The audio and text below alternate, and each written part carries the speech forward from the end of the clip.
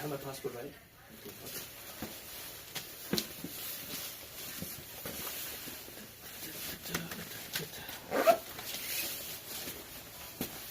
What's your name, officer? What is your name? Hello, everyone. Yeah, how are you doing? Yeah, I can hear you.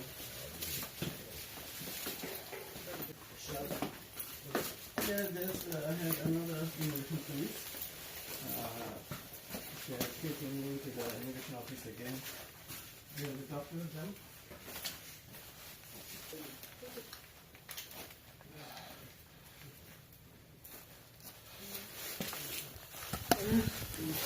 नमस्कार दोस्तों, police आके गई है, अभी लेके जा रही है हमें एंड मैं पुलिस के साथ जा रहा हूँ। पता नहीं क्यों आई है यहाँ पे एंड अभी पुलिस वाले हमें लेके जा रहे हैं अपने साथ। मुझे बताया गया है कि कोई रेगुलर चेकअप होता है, मतलब माइग्रेंट्स को देखने के लिए, बट पुलिस अभी हमें लेके जा रही है अपने साथ। मेरा फ़ोन ख़राब हो चुका है, मैं इंडियन एम्बेसी को कांटेक्ट भी नहीं कर सकता। अब देखते हैं भाई क्या होता है।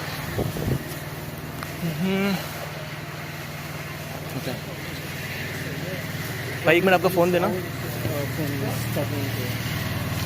तो मेरे को इंडियन एम्बेसी कॉल करना है, तो ये लेके जा रहे हैं हमको अपने साथ।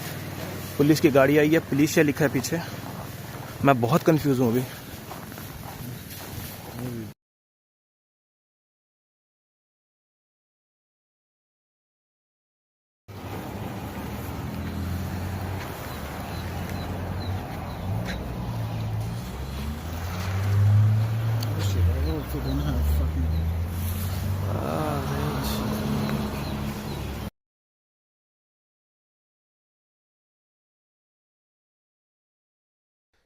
तो नमस्कार दोस्तों, मेरा नाम अभिषेक बिश्नोई है और मैं राजस्थान हनुमानगढ़ का रहने वाला हूँ। पहले बता देता हूँ कि ये वीडियो बनाते वक्त मैं कज़ाकिस्तान से निकल चुका हूँ, पूरी तरीके से सेफ़ हूँ, सिक्योर्ड हूँ और मुझे कोई दिक्कत नहीं है। अब मैं एकदम सेफ़ हूँ। तो जो ये बात मैं आपको बताने जा रहा हूँ, ये बात है 9 जनवरी 2025 की। जी हाँ, आज से करीब 10-12 दिन पहले की बात है ये। और उस दिन जो मेरे साथ हुआ ना, वो बहुत ही ज़्यादा अनफेयर था और एज एन इंडियन होने के साथ बहुत डिसरिस्पेक्टफुल और रूड था, मैं आपको ये कहूँगा। अब वो क्यों था, वो मैं आपको पूरी कहानी सुनाता हूँ, आपको खुद पता लग जाएगा कि वो क्यों था।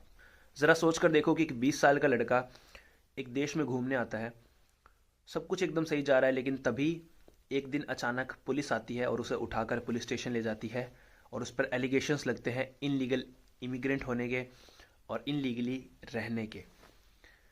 भाई मैं बहुत डर गया था उस दिन, 9 जनवरी 2025। इंडियन एम्बेसी से मेरी बात हो चुकी है और उनका रिस्पांस भी आ चुका है, बहुत पॉजिटिव रिस्पांस था, उन्होंने काफ़ी मदद की। अब मैं आपको बताता हूँ हुआ क्या था।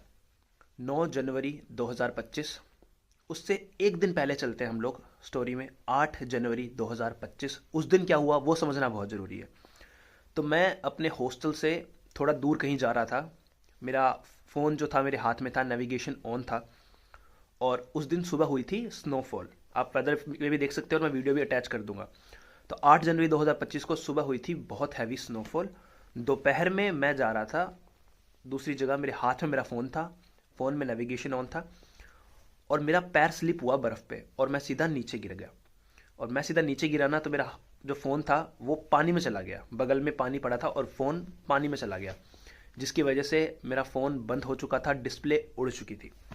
उस दिन मैंने शाम को मैकेनिक ढूंढने की भी कोशिश की थी 8 जनवरी 2025 को, लेकिन मुझे मैकेनिक नहीं मिला। तो मैंने सोचा कि चलो कल करवा लेंगे। तो मैं अपने हॉस्टल गया, हॉस्टल जाकर मैं सो गया। हॉस्टल का नाम मैं आपको नहीं बताऊंगा क्योंकि हॉस्टल जो है वो उससे डिफेम होगा, प्लस हॉस्टल वालों की भी कोई गलती नहीं थी, गलती पुलिस वालों की थी। और हॉस्टल जो नाम है मैंने एम्बेसी में बता दिया है, तो मुझे नहीं लगता कि हॉस्टल का नाम मुझे यहाँ बताना चाहिए। आगे बढ़ते हैं। तो मैं फिसला, फ़ोन ख़राब हो गया, मैं गिरा। मैं हॉस्टल जाके 8 जनवरी 2025 को रात को सो जाता हूँ। फिर स्टोरी शुरू होती है 9 जनवरी 2025 से। सुबह जैसे ही उठता हूँ, उठ के मैं पहले गया वॉशरूम। 8 साढ़े 8 में उठा था 9 जनवरी 2025 को। उठते ही पहले मैं गया वॉशरूम जाके वापस आया, किचन में गया। किचन में जाके मैंने बनाई कॉफ़ी। जैसे ही कॉफ़ी बनाई, मेरे हाथ में मेरा ये टैब था, क्योंकि मेरा फ़ोन ख़राब हो चुका था तो मैं अपने टैब का यूज़ कर रहा था। तो मैं अपने टैब में कुछ कर रहा था, तभी वहाँ पर दो पुलिस वाले आते हैं। पुलिस की ड्रेस पहन रखी थी, पीछे पुलिस यारी लिख रखा था, और मुझे आके कहते हैं कि हु आर यू। मैं बहुत नॉर्मल था उस समय, मैंने कहा sir my name is Abhishek and I am from India. तो उसने कहा इंडिया, मतलब वो रशियन बोल रहे थे, थोड़ी थोड़ी इंग्लिश बोल रहे थे, और मुझे रशियन समझ नहीं आती। मैं ट्रांसलेट करके कोशिश कर रहा था उनसे बात करूं। उसने मुझे पूछा India. I said yes. Then he say student. मैंने कहा नो सर, टूरिस्ट, ताकि उसे थोड़ा समझ आ जाए, टूरिस्ट। फिर उसने मुझसे कहा कि पासपोर्ट लेके आ। बड़ा अजीब था, सुबह सुबह उठा था और सामने पुलिस खड़ी थी, पासपोर्ट मांग रही है। बट ठीक है, मैं गया अंदर, मैंने पासपोर्ट उठाया, पासपोर्ट उठाकर मैं वापस आया, मैंने अपना पासपोर्ट दिया।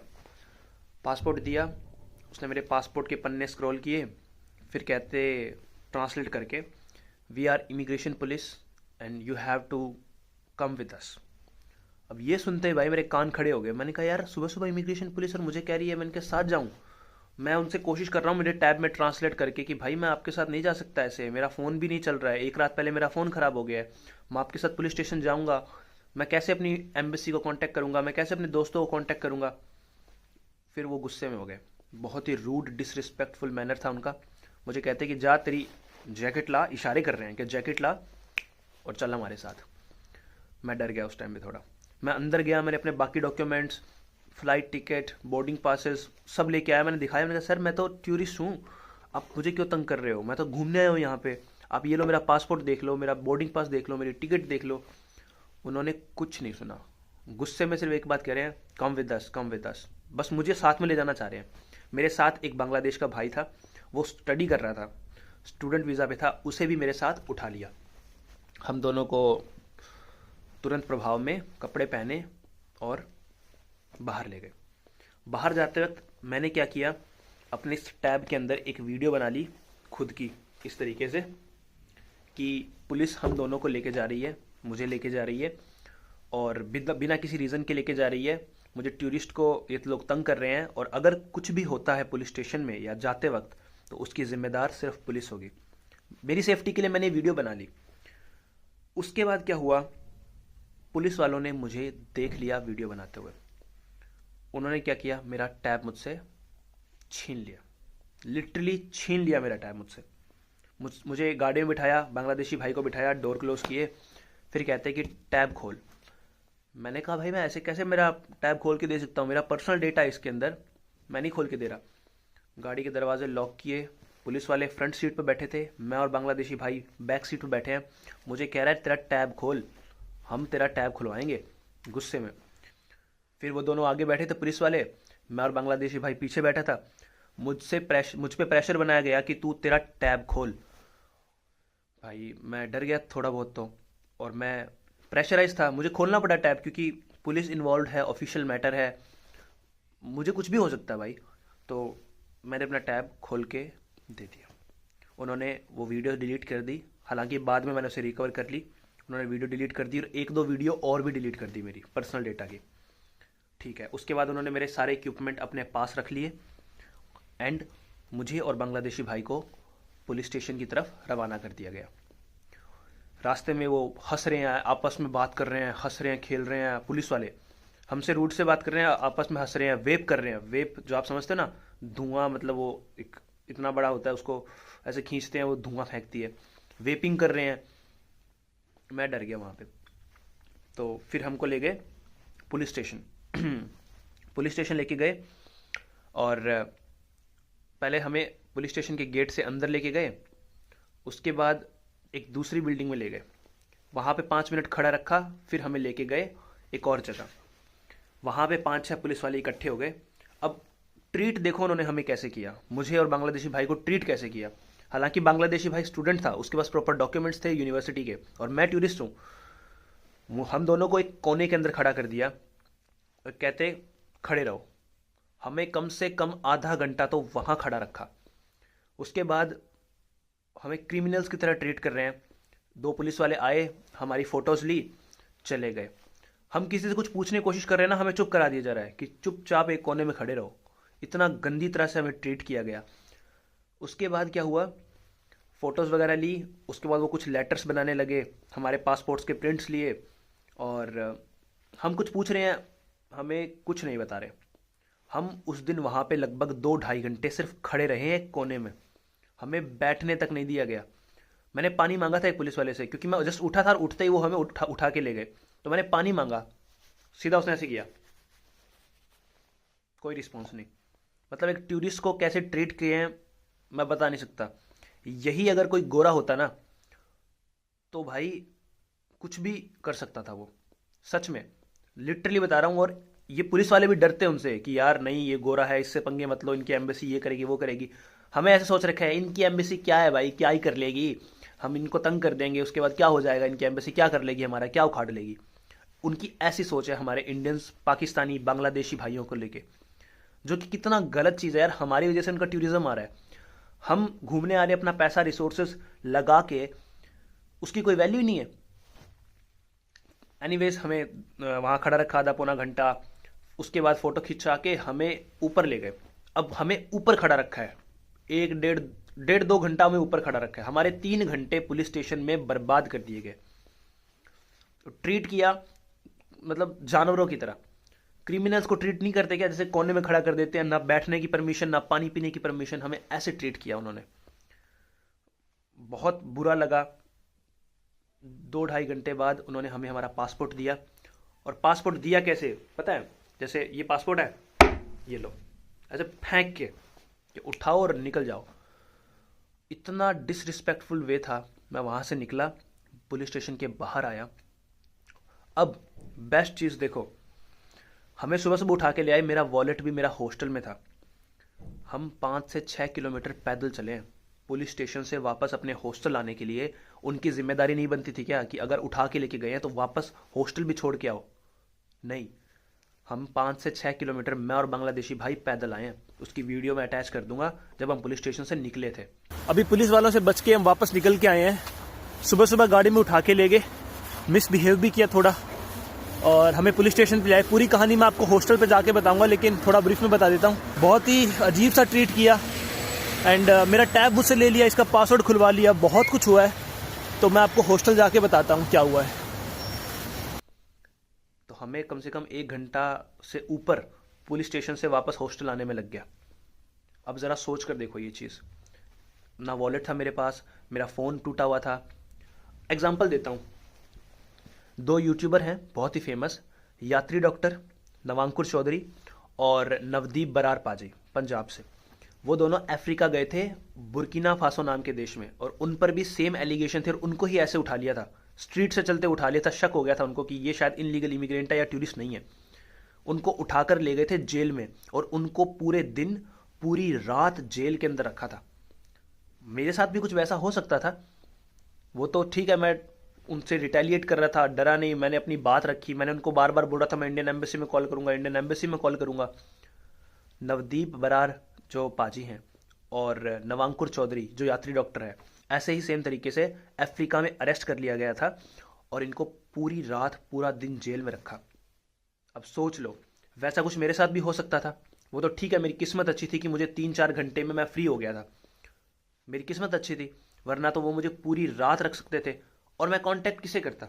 मेरा फ़ोन चल नहीं रहा, मेरा टैब उन्होंने ले लिया है, मेरे सारे इक्विपमेंट्स उन्होंने सीज कर लिए हैं, मैं किसी से बात करने लायक नहीं हूँ, वहाँ पे कोई इंग्लिश नहीं जानता, किसी से बात करता हूँ वो मुझसे बात नहीं कर रहे, पानी मांगा पानी नहीं दिया, बैठने नहीं दिया।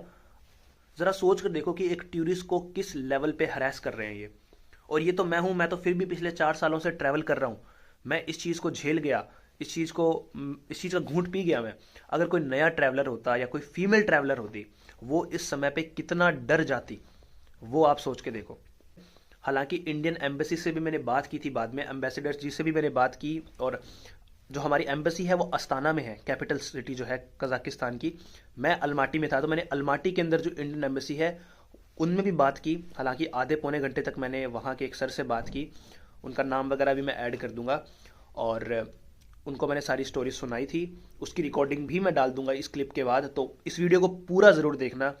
मैं आपसे रिक्वेस्ट करता हूँ ताकि आपको पूरी कहानी समझ आए, और आप अगर कजाकिस्तान आते हैं या कहीं भी इंडिया से बाहर ट्रैवल करते हैं तो आप ऐसी चीज़ के अंदर ना फंसें।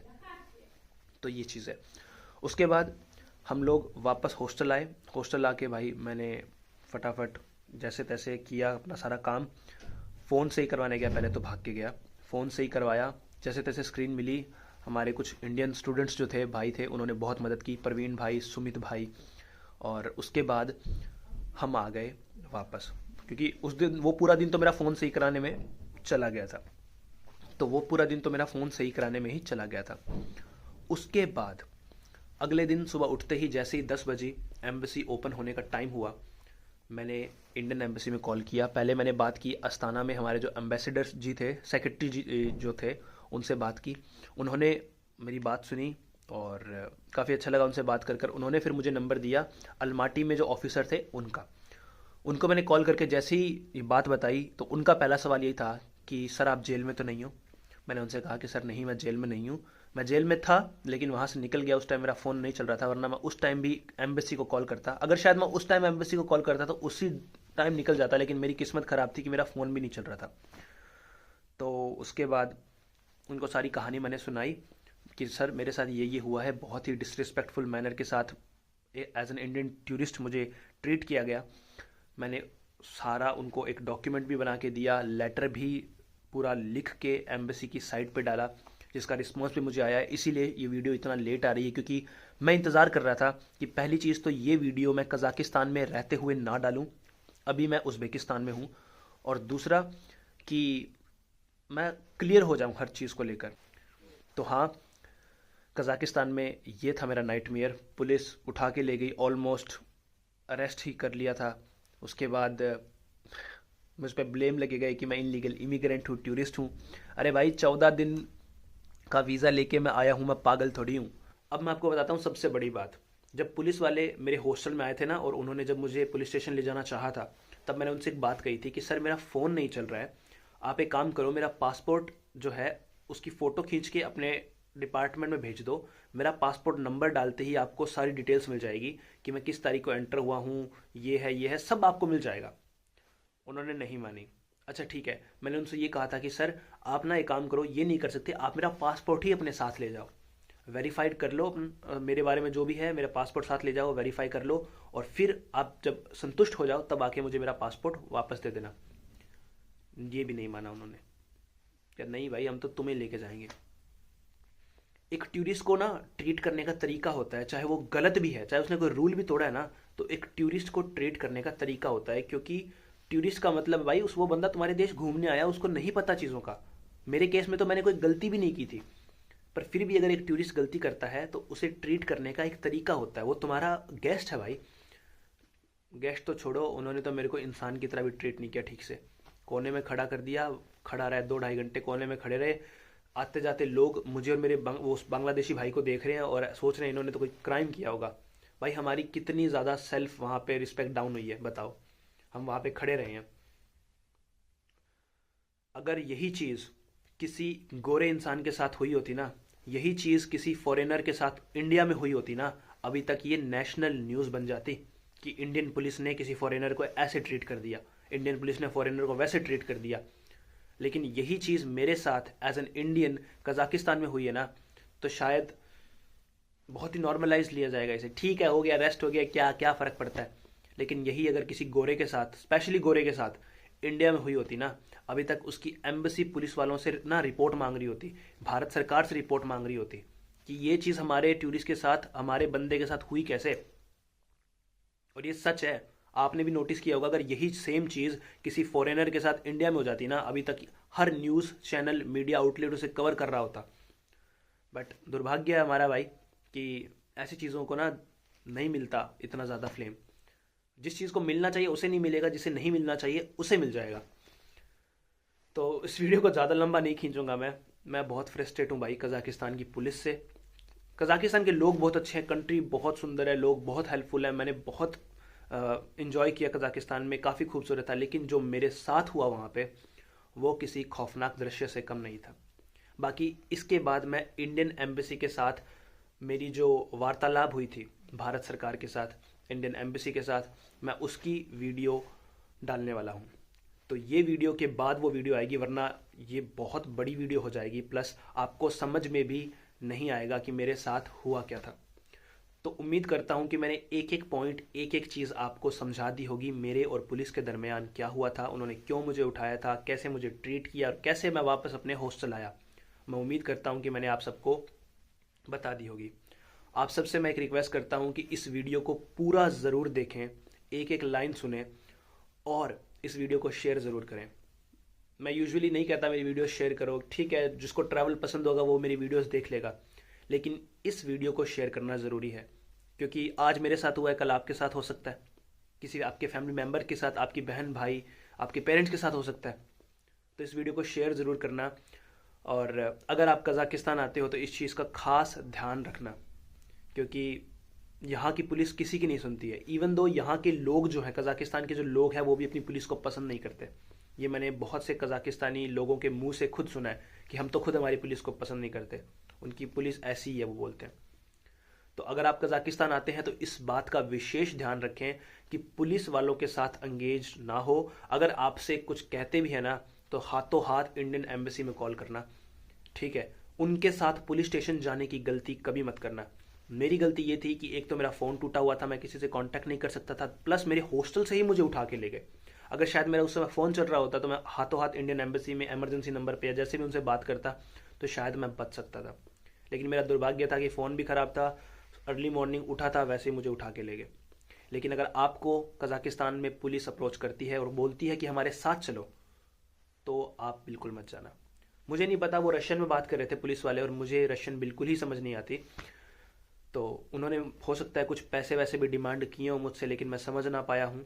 इस बात को मैं लेके श्योर नहीं हूँ, लेकिन मैंने सुना है कि यूजुअली यहाँ की पुलिस उठा के ले जाती है, फिर पैसे डिमांड करती है। हो सकता है उन्होंने मुझसे कुछ पैसे डिमांड किए हों, लेकिन मुझे समझ ना आया हो, ये भी हो सकता है।